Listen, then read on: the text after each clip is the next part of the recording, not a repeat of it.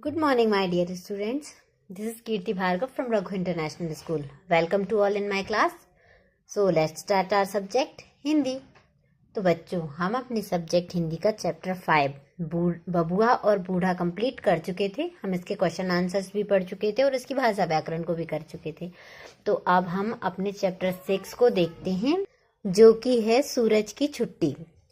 सूरज की छुट्टी पढ़ने से पहले हम इसमें एक और चैप्टर दिया हुआ है हमें, ऊंट का फूल. यह एक स्टोरी है, हमें इसे पढ़ना है. इसके क्वेश्चन आंसर वगैरह कुछ नहीं है, सिर्फ आपको रीडिंग करने के लिए स्टोरी दी हुई है ऊंट का फूल. आपको इसकी स्टोरी को रीडिंग करना है. ठीक है बच्चों, यह आपको खुद से करना है क्योंकि रीडिंग आपको आती है. अब हम अपने पार्ट 6 को पढ़ते हैं, सूरज की छुट्टी.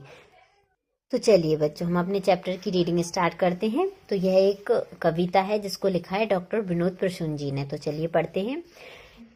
एक दिवस सूरज ने सोची छुट्टी ले लेने की बात. सोचा कुछ पल चैन मिलेगा, रहने दो धरती पर रात. वह बिस्तर पर पड़ा रहा, छुट्टी का दिन था वह भाई. इधर किरण के इंतजार में कोमल कलियां कुम्हलाई. नहीं वहां मन भावन मारुत, नहीं फूल भी खिल पाए. बिन प्रभात के पुष्प वाटिका, बोलो कैसे मुस्काए. मुर्गा कुकड़ू कूना बोला, ना तरवर चिड़िया चहकी. पुष्प लताएं सुस्त पड़ी थी, तनिक नहीं कोई महकी. आंख खुली तो जग विस्मित था, देख घने अंधियारे को. आंखें फाड़े देख रहे थे, चंदा को हर तारे को. धरती थी सूनी सूनी सी, मचा हुआ था हाहाकार. बिना भोर के तड़प उठा था, कुछ पल में सारा संसार. हाहाकार सुनी सूरज ने अपने मन में पछताया. किरणों के रथ पर चढ़कर वह फौरन फिर बाहर आया. उसे देख धरती नभ दोनों आनंदित हो मुस्काए. सूरज की महिमा के दोनों ने हिल मिलकर गुण गाए. सूरज की तरह हर प्राणी अगर समय पर काम करे, और उचित हो जितना केवल उतना ही आराम करे. तभी सुखी होगी यह धरती, जन्नत सी बन जाएगी. सबगर अपना काम करेंगे, खुशहाली भी छाएगी. इस कविता की सीख यही है, नहीं कभी आलस करना. निभा सदा जिम्मेदारी को, कष्ट दूसरों के हरना. तो बच्चों, इस कविता में हमें बताया है कि सूरज कैसे समय पर उठकर समय पर आकर अपना काम करता है, जिससे सभी जैसे कि हवा, फूल, पेड़ पौधे, पुष्प, लताएं, चिड़िया सभी अपना काम कर सकती. देखा ना आपने इस कविता में कि अगर सूरज समय पर नहीं आता तो कितनी मुसीबत होती है. एक दिन सूरज ने छुट्टी लेने की सोची और कोई भी अपना काम समय पर नहीं कर पाया. तो हमें इस कविता से ये सीख मिलती है कि हमें अपने काम को समय पर करना चाहिए और हमें अपनी जिम्मेदारी को बहुत अच्छे से निभाना चाहिए. तभी तो ये धरती जन्नत सी बनेगी और सभी और खुशहाली छा जाएगी. तो बच्चों, यह तो हुई हमारी कविता और इस कविता के कवि हैं डॉक्टर विनोद प्रसून जी. तो मैंने आपसे पहले भी कहा है कि हमें कविता के कवियों के नाम को याद करना है. तो चलिए बच्चों, अब हम इसके शब्दार्थ को देखते हैं. तो इसके शब्दार्थ में शब्द पिटारा से शब्दार्थ में देखते हैं. पहला शब्दार्थ है दिवस. तो दिवस का अर्थ होता है दिन. फिर इसके बाद है चैन. तो चैन का अर्थ होता है आराम. फिर है कुम्हलाई. कुम्हलाई का होता है मुरझाई.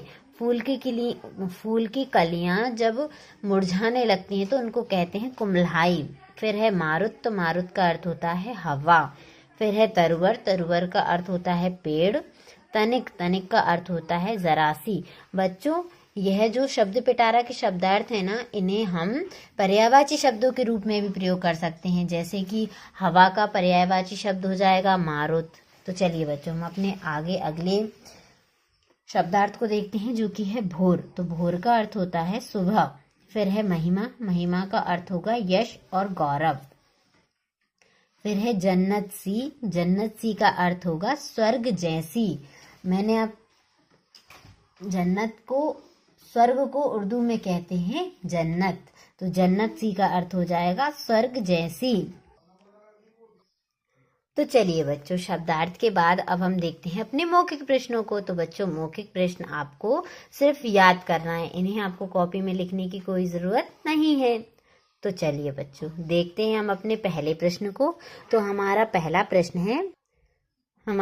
प्रश्न है धरती पर हाहाकार मचने का क्या कारण था। तो हमें इसका उत्तर बताना है कि धरती पर हाहाकार मचने का क्या कारण था। तो इसका उत्तर होगा अंधेरे के कारण धरती पर हाहाकार मचा हुआ था, क्योंकि सूरज नहीं आया था तो अंधेरा था और इस कारण से ही धरती पर हाहाकार मचा था।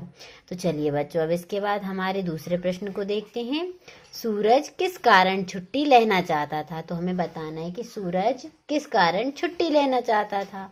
तो इसका उत्तर होगा आराम करने के लिए वह चाहता था कि मैं चैन से सो सकूं, इसलिए वह छुट्टी लेना चाहता था। तो चलिए बच्चों, अब हम अपने अगले प्रश्न को देखते हैं, जो कि है ग किरणों के स्पर्श के बिना कौन कुम्हला गई। किरणों के स्पर्श के बिना कौन कुम्हला गई। तो इसका उत्तर होगा कोमल कलियां। कोमल कलियां कैसी हो गई? कुम्हला गई किरणों के स्पर्श से। तो चलिए बच्चों, अब हम अपने अगले और आखिरी प्रश्न को देखते हैं मौखिक प्रश्नों में। प्रश्न है धरती और नभ किसे देखकर आनंदित हो उठे। धरती और नभ, तो बताइए धरती और नभ किसके पर्यायवाची हैं? धरती तो पृथ्वी का है और नभ आकाश का। तो धरती और आकाश किसको देखकर आनंदित हो उठे थे? सूरज को, क्योंकि सूरज के आने के बाद सभी अपने अपने कामों को समय से कर सकते थे। तो चलिए बच्चों, यह तो हुए आपके मौखिक प्रश्न। तो चलिए बच्चों, मौखिक प्रश्नों के बाद अब हम देखते हैं अपने पहले प्रश्न को, जो कि है कविता की पंक्ति को पूरा कीजिए। तो यहाँ पर कविता की कुछ पंक्तियां दी हुई हैं, जिन्हें आपको कविता में से लिखकर पूरा करना है। तो बच्चों, यह काम आपको खुद से करना है। तो चलिए बच्चों, कविता की पंक्ति को पूरा करने के बाद अब हम अपने दूसरे प्रश्न को देखते हैं, जो कि है सही शब्दों के साथ जोड़े मिलाइए। तो इसमें आपको सही जोड़ियां मिलाना है। तो चलिए बच्चों, देखते हैं। हमारा पहला शब्द है सूरज। तो सूरज की जोड़ी हम मिलाएंगे छुट्टी किरणों का रथ। किरणों के रथ को ही सूरज कहते हैं, तो इसको इससे मिला देंगे। फिर है जग। तो जग का होगा विस्मित और हाहाकार। जग का सही जोड़ी मिला होगा विस्मित और हाहाकार। फिर है धरती नभ। धरती नभ का होगा सूरज की महिमा के गीत। इसमें बताया गया है कि धरती और नभ सूरज की महिमा के गीत गाते हैं, तो इसलिए धरती और नभ का हो जाएगा सूरज के महिमा के गीत। फिर है कोमल कलियां। तो कोमल कलियों का होगा किरणों के इंतजार में कुम्हलाई। सूरज, कोमल कलियां होती हैं वह किरणों के इंतजार में कुम्हला जाती हैं। जब सूरज नहीं निकलता तो वह कुम्हला जाती हैं। फिर इसके बाद है सीख। तो सीख का होगा आलस्य छोड़ें जिम्मेदारी निभाएं। तो हमें इस कविता से सीख मिलती है कि हमें आलस को छोड़कर अपनी जिम्मेदारी को निभाना चाहिए। तो चलिए बच्चों, यह तो हुई आपकी सही जोड़ी मिलाइए। अब इसके बाद आपको दिए हुए हैं एक शब्द एक वाक्य में उत्तर और 2 या 3 वाक्यों में उत्तर, अर्थात इसके अभ्यास प्रश्न। तो इसके अभ्यास प्रश्नों को हम अपनी अगली वीडियो में पढ़ेंगे। तब तक के लिए पढ़ते रहिए बच्चों। Thank you.